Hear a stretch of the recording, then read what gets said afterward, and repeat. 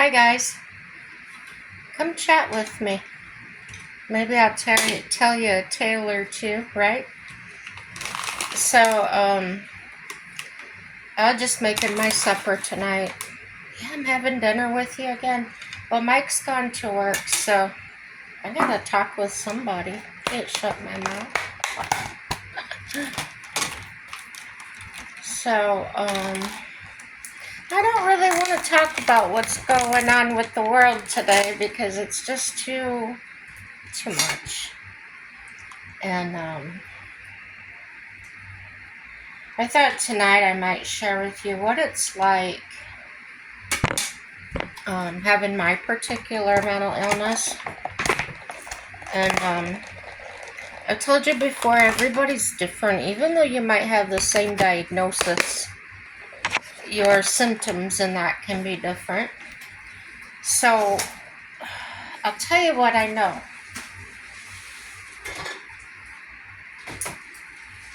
I know that according to my disability paperwork that I have major mood swings, I have major mood disorders, and I guess what they describe as major is, gosh, I should have looked this up. I don't think it describes the degree more than it does the lack of control. I hope I'm saying that right. That's just the way I understand it. I have done zero research on that subject. Having a slice of that good mater today.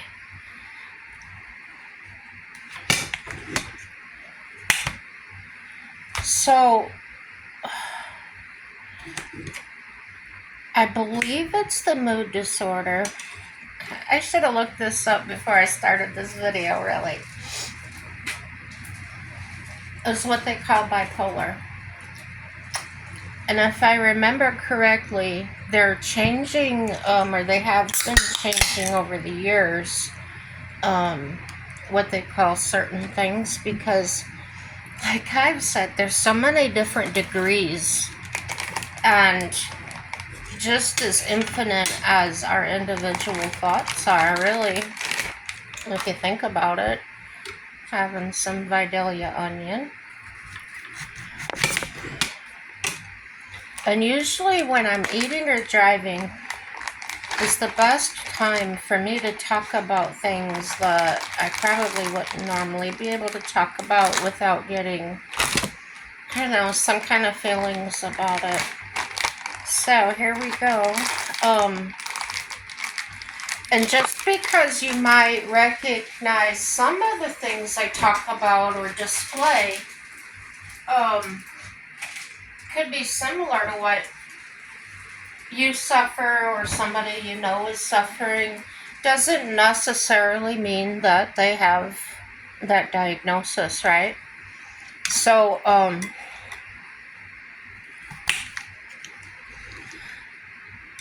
from what I've been learning in therapy and talking with my professional healers about, is that the way we grow up in the world, the way we perceive things, can affect us in many different ways. And it just so happens that my thought process, and that developed when I was young, was greatly influenced by my growing up in home. There was instability, yet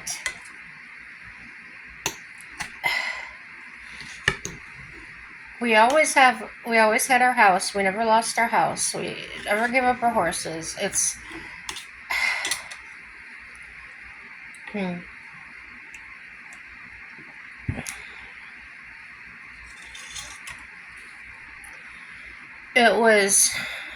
this is so hard to describe, but please be patient with me. Maybe it'll help you.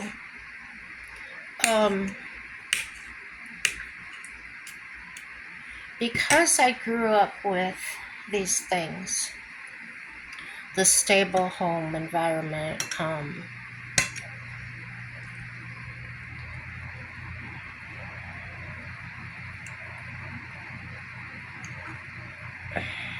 there were still other things, and that I'm sure most, if not all of you can relate to, and that is the saying, what happens in my house stays in my house.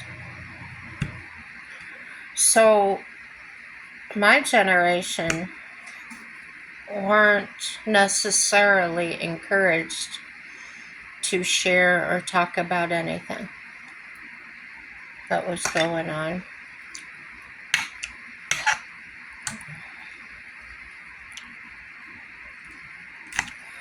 I can understand the saying, that's a you problem, or that's not my problem. Sure, I can. I heard that all the time growing up.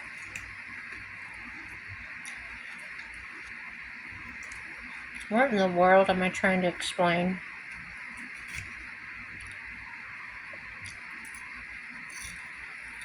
Um,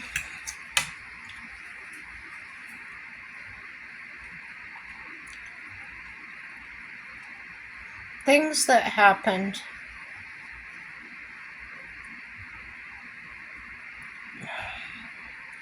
And I'm not talking about abuse, okay?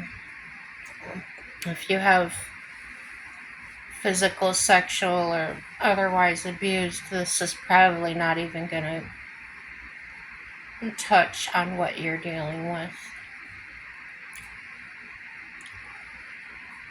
But it was like growing up in a place where this is our world, this is how we do things, yet they could pretend or put on a show for people out there, so to speak.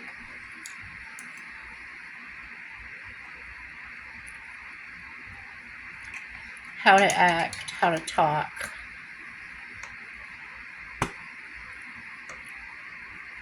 Here's where my conflict came in, my internal conflict as a little girl. It was, in my head, it was like, Mommy, you taught me it's bad to lie, but this is lying. Oh, no, it's not. That's what I was told. No, it's not. We just need to learn how to keep things private. Or we don't want them to know, blah, blah, blah. And that was one of the times I started to pull away.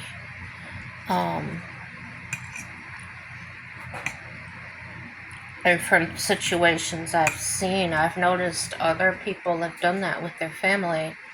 Like a contradiction or an untruth. And things like that.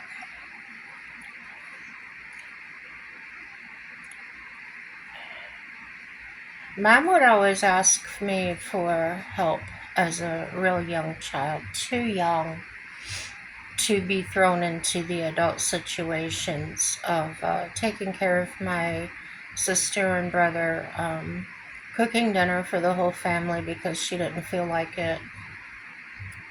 But it was always brought to me like,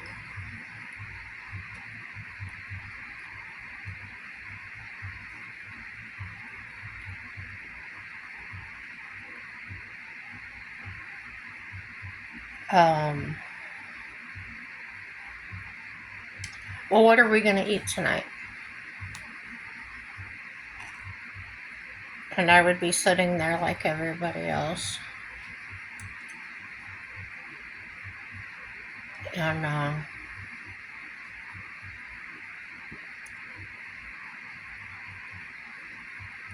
don't remember the connection. I don't remember.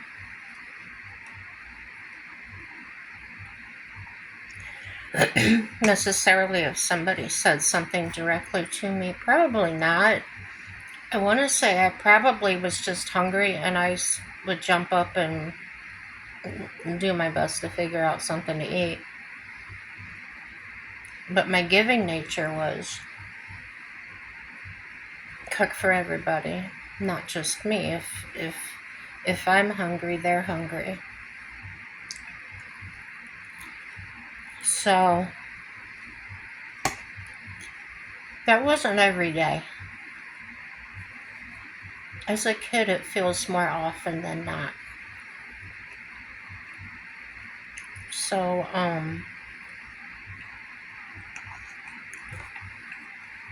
that's an example.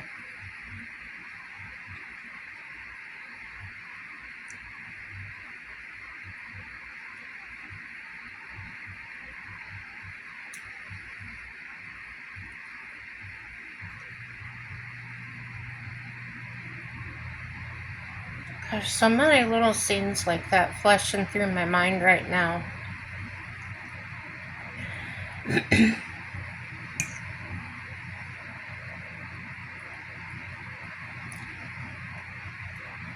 I could be introduced to somebody, one of my mom's friends or something, and she would go on talking about me like I did this or I did that, talking me up. But I would be sitting there like, what are you talking about? But none of that's true. Or I don't remember it that way.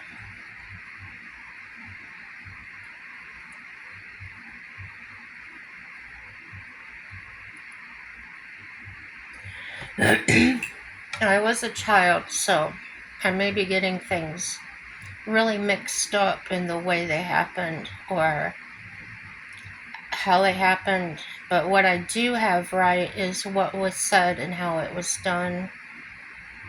My timeline is probably way off. But anyway, those scenarios instilled in me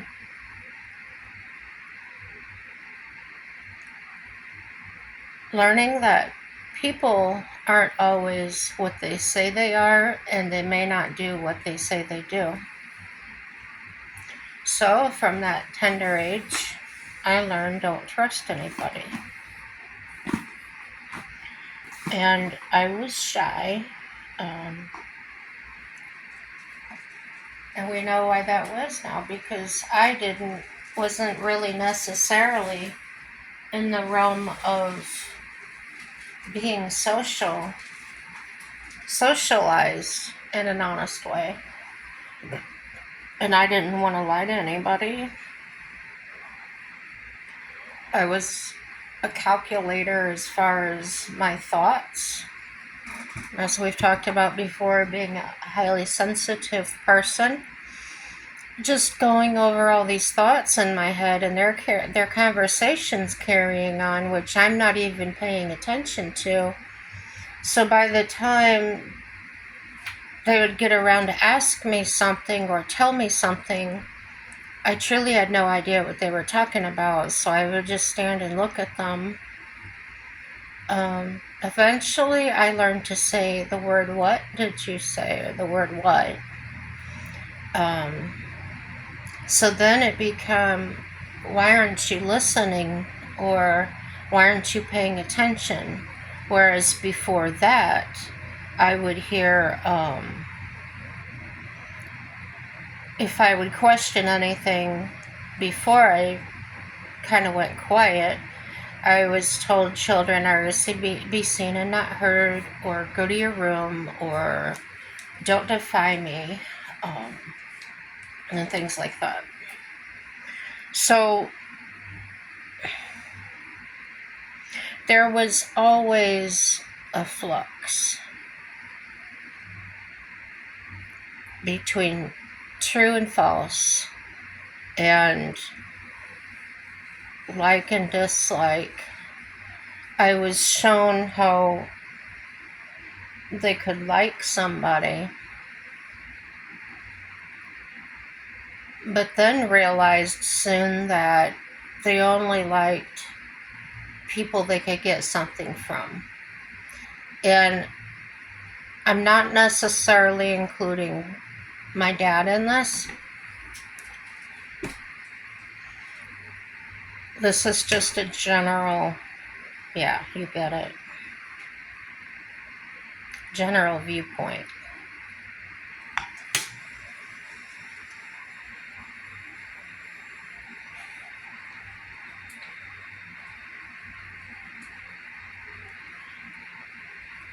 One parent was the authoritarian, the one that would threaten all the time.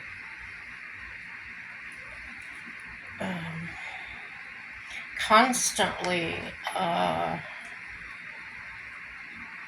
It's hard for me to talk about because in some ways I still think and feel like I deserved it or she was right and I was wrong. I'm learning that's not the case, but I do drift back there sometimes when I'm talking. Bear with me.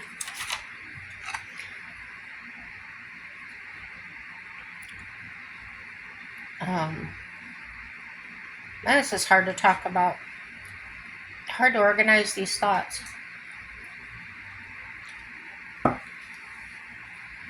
We'll just shorten that a little bit and say it's the way I grew up, which tells you absolutely nothing, but tomorrow's another day. So anyhow, the way you grow up, the way your thought process develops, your reasoning, all these things that we all grow up and learn. I had the grandparent that was so caring. I was caring, but then I had the parent that I thought cared because she knew how to act like that.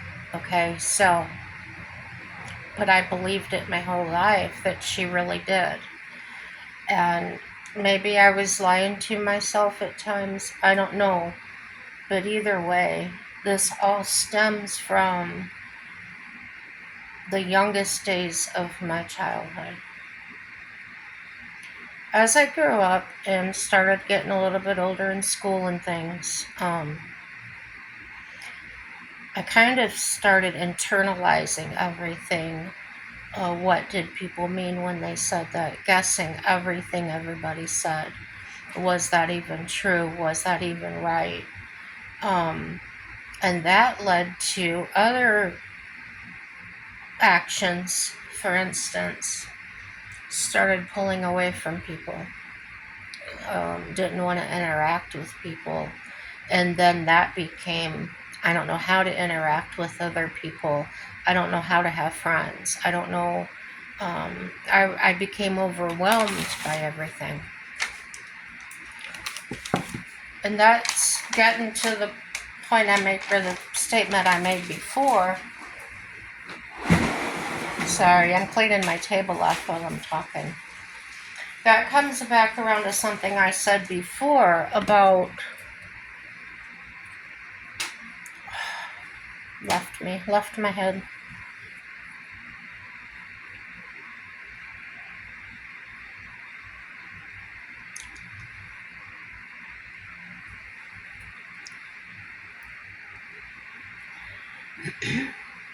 My parent could be so nice to somebody.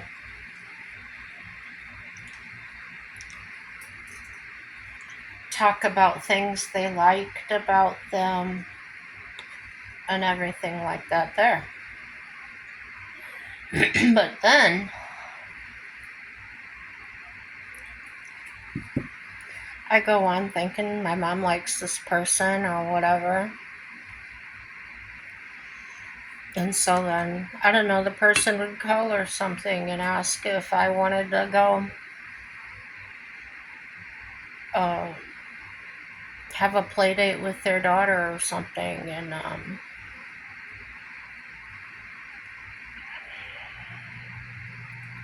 I would ask, and she would almost go ballistic and said, I cannot stand her. How dare you even talk to her or even entertain the thought? So there was always the presence of the unknown. Um,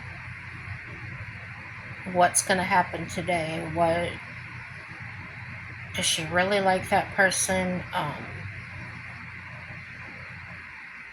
So it left me second guessing things. In my early adulthood, I wouldn't say use people. It could look that way. But in my mind, I wasn't using people. I was putting myself where I wanted to be. If I wanted to, like, say, I didn't want to be alone, I would go hang out with some people for a bit. And then my need was satisfied, so they wouldn't hear from me or see me for a long time. And then I would pop up somewhere and they would see me and, oh, what happened to you? And I wouldn't know what they were talking about. What do you call that? Maybe isolation? Isolating myself from the world. So no, not many relationships at all. My best friends were at the bar that I went to line dance. And that was because I could go Friday, Saturday night, have my fill of people, then go back to work and be fine.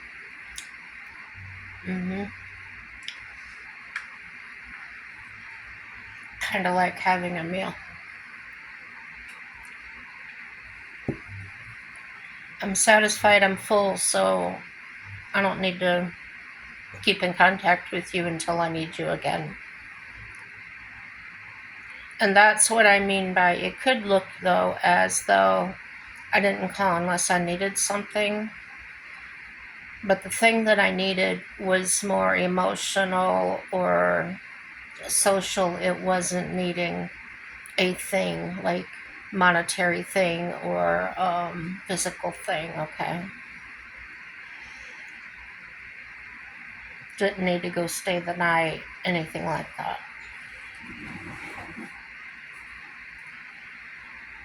So that was not productive as far as creating and fertilizing relationships. No.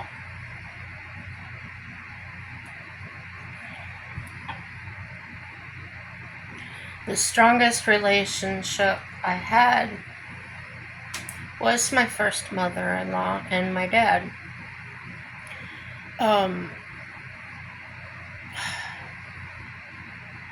I think with my dad, he was probably getting things from me mentally that he was hungry for. We could appreciate each other, we could respect each other, and we didn't have any problems. We could disagree, you get the picture. But with my mom, if I didn't agree with her, I was outcast. I was no longer her daughter, or whatever she decided to say that day. But then if she needed something, call me back and act like nothing ever happened. And if I brought it up, it was denial. Oh, I wouldn't say such a thing to you, or I would never do that. So I call it a mind screw. Some people can call it gaslighting. I feel like it's on another level. Gaslighting on another level. High or low, I don't know. It's just a different form of it. So during all these things, it was all I could do to learn how to live on my own. as I told before, I was put out of the house, married early at 19. And 30 days after being married, he got sent over to Saudi Arabia for Desert Storm. And that's it. Boom, I was on my own. Had no clue how to live life. I knew how to get a job, but fear started setting in. See, all those past relationships, and thank God I figured this out now and didn't go to my grave without knowing why I was the way I was. But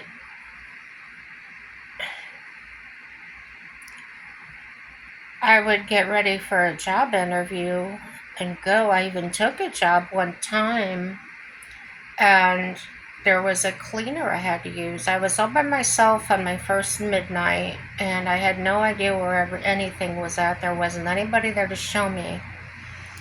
And feeling so insecure and lost, I just walked off the job. So those kind of situations, that situation especially, reminded me of being so young and being thrown into that parent role and having no idea. Like being thrown into a deep end of a pool and you don't know how to swim. Well, you either figure it out and get out, or you don't. You sink. So I figured it out my own way, and because I did that my own way at that state of mind without someone smarter to show me, that's the way I did it. And so I would continue doing things the way I knew how to. I wasn't trustful of anybody telling me what to do or what I should do. Then I went through a phase, after my first husband left me. Well, I didn't do anything right. I really am screwing up. Maybe I should ask for help. So I didn't go to professionals. I went to my family. I went to my friends. Everybody's got their 2 cents to put in. But I still wasn't feeling better. I could feel better for a little while, temporarily, but it would fade, and my situation didn't get any better. Sometimes it got worse. I fumbled through life. Looking back, that's what I was doing. I was just fumbling through, trying to make it day by day. I wasn't slowing down and learning anything from what I was going through, because I got stuck in survival mode and stayed there. And if you've ever been in survival mode, you're not necessarily watching where you're going or paying attention to where you're at, looking around at your surroundings. And that occurs in life in general too, as I'm explaining now. That wasn't necessarily a one-time situation where I was hurt or in a threat, like somebody was there holding me up or something. It was a lifetime situation, threat, danger, and not knowing how to deal, not knowing how to process what was going on, trying to live up to an expectation that I had of myself was, well, I should be in a house, I should have this type of car, or I should be this or that, but not paying attention to the steps that I had to take to get there. It feels so backwards. If I knew then what I know now, I would have been living a different life. I watched people around me growing, buying houses, having children,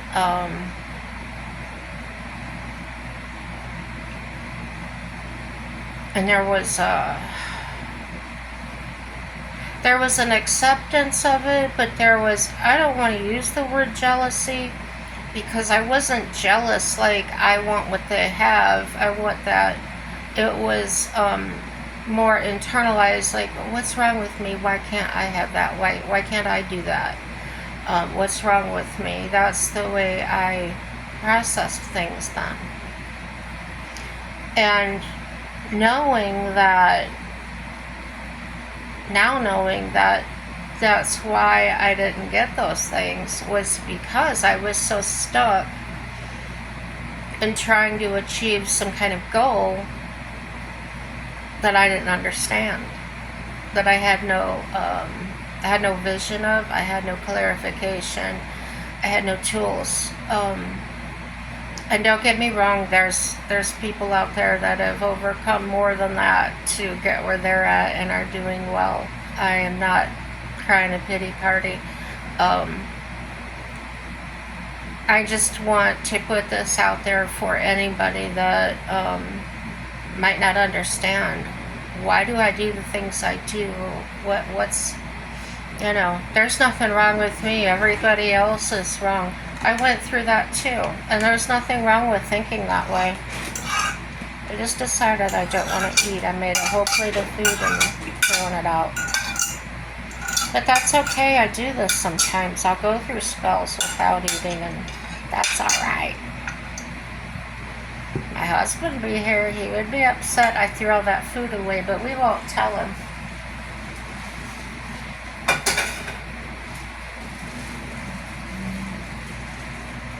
So I'll tell him. He usually asks me, "What'd you eat?" when he gets home, and I'll tell him what I did. I'm finishing the vanilla pudding. That's about it.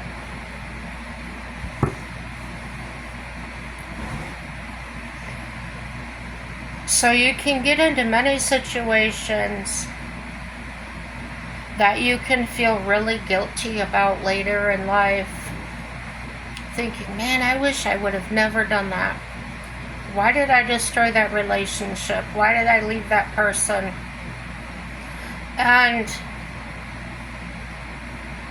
if you weren't set out in your heart, you're saying, oh, I'm going to screw this person over today, then I wouldn't say you're too guilty of anything other than being a human.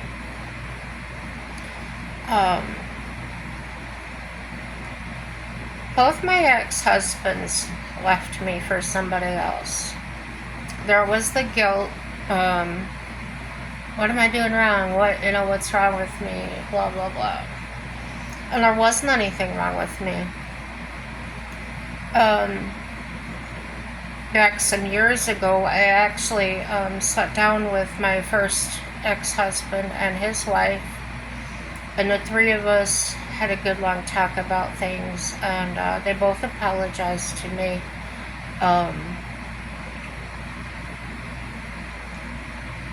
He deeply regretted kicking me out the way he did, and actually told her for the first time how he had treated me, how he had abused me physically, grabbing me by the throat and things. And somehow that did lift me up, the acknowledgement, I did this to you and I'm sorry. I came between you and your husband, and I shouldn't have done that. No, there's nothing they can do about it. It's done. But in some way, that encouraged me. People call it closure. No, there's no closure. It encouraged me. So even if you've done somebody wrong, even if, whatever it is, and I would encourage you to try to encourage them in some way. Now, if if that relationship's gone. So I wouldn't advise going somewhere you're not supposed to be, especially if there's a protection order or something. No, don't do that. You'll know when and how to do that if that applies to you. So not dwelling in my childhood, I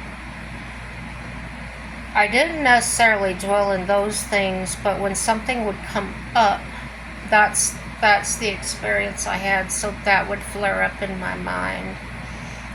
Something familiar about it, and then all of a sudden my mind would create this whole scenario. Oh, I know how this goes. Um, I took a long, long time after my first marriage to just be single and live for my life. And I really did get over a lot of things during that. But those are the years I had my bar funds, right?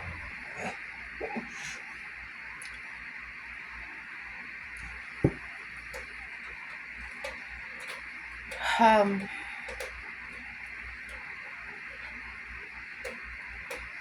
what it's like to feel like this is I'll have moments where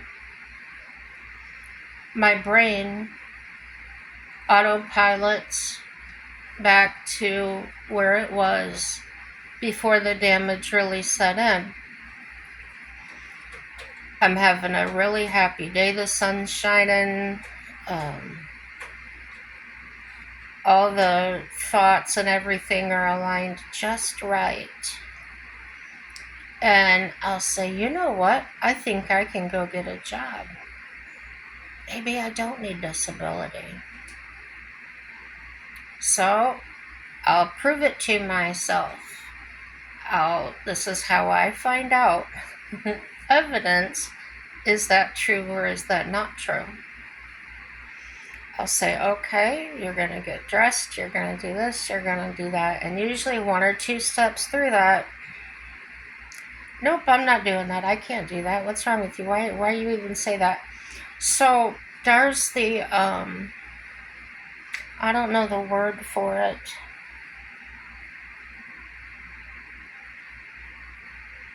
This is a way to describe the feeling. It feels like when you're determined to jump off the high diving board, and you get up to the top of the steps, and you look down, and you're like, oh, no, no, no, no, no. So I don't have a problem with high dives. That's not my point. My point is that when you're going through the things I'm going through, there is no pool, there is no water, there is nothing. I would just be climbing a tall ladder for no reason. So that's what would be happening in that moment. I'm saying, oh, you can go get a job today, and I will. I'll climb that ladder up to the top. But when I look, there's nothing there. And to describe the nothingness, if you're sick like that, if you're mentally sick like that, you'll know exactly what I'm talking about. Having a thought process like that, you couldn't work with me. There would be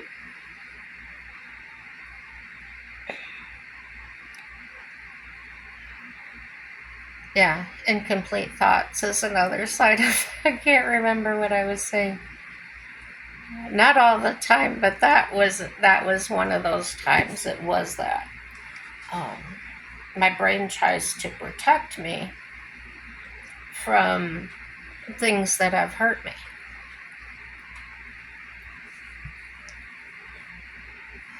So sometimes I'll say things to somebody that would not even apply to them or the situation we're in. All that happened was there was a trigger word, there was a familiar feeling about the situation or the relationship, and a person like me will react as though it's happening right there and then, even though it's not. Create things, create sentences, create conversations that didn't happen. It's another trick my brain will play. I don't know. I don't know why. I'm not gonna ever find out why it does this, but I can sit here, and everybody can sit and zone out, right? Or just space out in a chair or something, and we can all daydream. And I used to do that, daydream, and no problem. My daydreams now, though, are different. Before I was medicated, especially, I could imagine conversations, scenarios as if I was right there in the chair. I can tell you everything about it, describe everything about what was going on at the time, and swear up and down that we had this conversation and you said this and I said that, and the person would be saying, I have no idea what you're talking about. But because of the past I had, the quote-unquote gaslighting, I would take that as you're messing with me. So then my delusion would become real, therefore consequences of that, which would be getting upset, destroying a friendship, or I'm sure you can imagine. Nothing violent, guys. No, nothing violent. This would just be on a day-to-day thing. And with medication, a lot of that has dimmed, has gotten a lot smaller. However, now things happen sometimes, like with my husband and myself. We can have a conversation, and it's a real conversation, but sometimes I'll put it on the wrong days. We talked about that last month, or we just talked about that yesterday, not today, or the day before yesterday, not yesterday. And I still fight that. You're lying to me.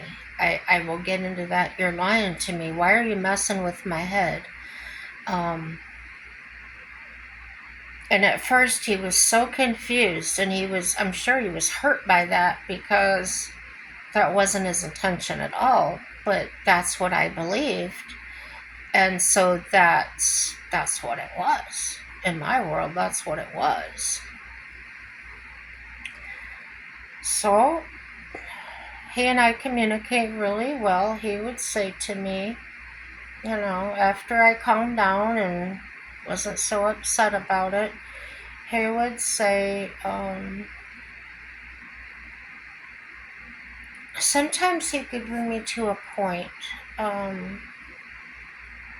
bring me to the table or wherever I said we were sitting at, and ask me, was your purse sitting here? Like, if my purse is sitting there, okay, say it is, and he comes in and says, was your purse sitting here when we were talking about that? Well, no. Oh, you're right, Mike, that was the other day. So how he learned to do that, I'm grateful to God that he learned to do that, because that has saved me a lot of heartache and a lot of suspicion, and I'm sure him a lot of grief. And that's how we do that. So there are ways, and it's kind of like, I look at it, not treating me like a kid or an incompetent person, but he's treating me with respect. He's not arguing or carrying on that feeling that I'm having of being told I'm wrong when actually I was right, and that was the family's way of lying. And it just caused a lot of traumatic turmoil and internal turmoil for me. But the catch is, it really didn't start being like this until I got older. Um, Nobody seems to know why that is. I did hear that once when I was training in the psychiatric hospital, where I was just a bus driver. Um, but the courses we went through talked about that, how things can progress as people age, and why we didn't have quite as much trouble with the youngins than we did the older ones. It affects them, seems to affect them deeper. Um, and I noticed that with myself, that that is happening. Maybe you've seen it in your Alzheimer's patients, dementia patients. It all has to do with the brain. It's the way the brain is processing or not processing and things like that. Same with mental illness. It's your chemical imbalances. It's the way you process things, the way you live your life, the way you grew up. Lots of things like that. So I'm working through that. I hope this helps anybody that needs it. I'll probably talk more about this when it comes around in my mind again. Again, I like making the videos. I like having the truth, the proof, and the evidence that I did think this, and I did make this video for that purpose as well. If I'm ever doubting or questioning myself, I can pull up a video and say, "Yep, this is what you said." So yeah, it's good, and everything is going to work out to our good. Um, I've been doing the swimming and the walking and everything for my physical exercise, and this is for my mental exercise, and it's good. Everything's going to be good. Everything is good. Even when you don't have the basics, roof and everything that you need, God will provide it. But you've got to take the first step. There's lots of help, lots of hands out there willing to help, and I like to think of it that way. We are His hands, we are His feet, and we need to move. We need to move fast, and give Him, use His hands and do the things that we should do. Um, like, dislike, subscribe, share with friends and enemies, and have a happy day. Bye bye.